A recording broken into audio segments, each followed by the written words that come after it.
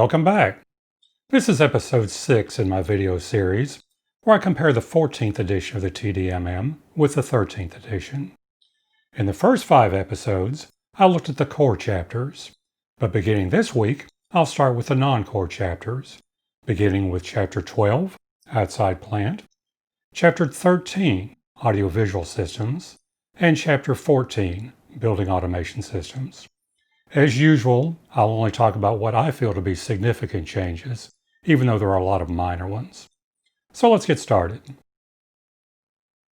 Chapter 12, Outside Plant. We now have 48 pages versus 50, and there's a big general rearrangement of the existing material in this one here. So let's move on to the first changes here. If we go to page 3 and 4, we'll find that they've added a section on buried pathways. If we move on to page 5, they've added a section on aerial pathways. What I find interesting is the change that's been made on page 10. Under limitations for aerial entrances, first bullet now says less than 300 pairs and 100 feet or less in length. That's kind of humorous. It's gone up over the years. It used to be 100, then increased to 200, and now we're at 300. My personal opinion is I'd rather dead end at that last pole and convert to a buried entrance. If we move on to page 14, we'll see they've eliminated figure 12.3. Page 15, they've added free space optics to the multi-building development section.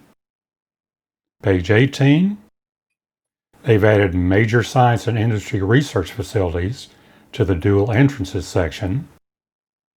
And on page 21, they've added be lockable with access control to requirements for inside space. Page 22, they have now added a comment saying basement wall to terminate 4 inches from the finish wall. This was added to the designing termination points section. If we move on to page 32, we'll see they've expanded the bullets on ventilating and pumping of water from the maintenance hole. And on page 36, they've expanded the note on determining cover depth by adding consideration of encasement. And those are the changes for Chapter 12. Chapter 13, Audiovisual Systems, one of my favorites. We now have 108 pages versus the original 114. First change we find is on page 15.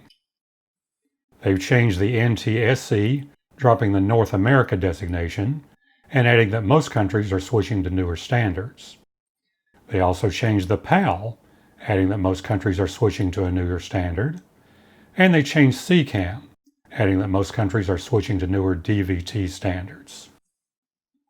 If we move on to pages 18 and 19, we'll see that they've dropped S-Video. And on to page 39, you'll see they've added a section on OLED displays. And those are the changes in Chapter 13. Chapter 14, Building Automation Systems. We now have 50 pages versus the original 51. If we look at page 1, they've expanded the introduction. Moving on to page 2, we'll see they've added AV systems to the utility section. And pages 4 and 5, they've expanded the trend section. Quite a bit to read in there. On to page 35, you see they've added MPTL for horizontal cabling. And page 47, they've removed the PBX from centralizing BAS controller section. And those are the changes in Chapter 14. If you want to learn more about both our RCDD and Outside Plant Review courses, you can contact me at davidc@vontulearningnetwork.com or my direct line at 813-841-8000. I hope you'll join me next week for another episode in my series comparing the 14th edition TDMM with the 13th edition. And thank you for watching.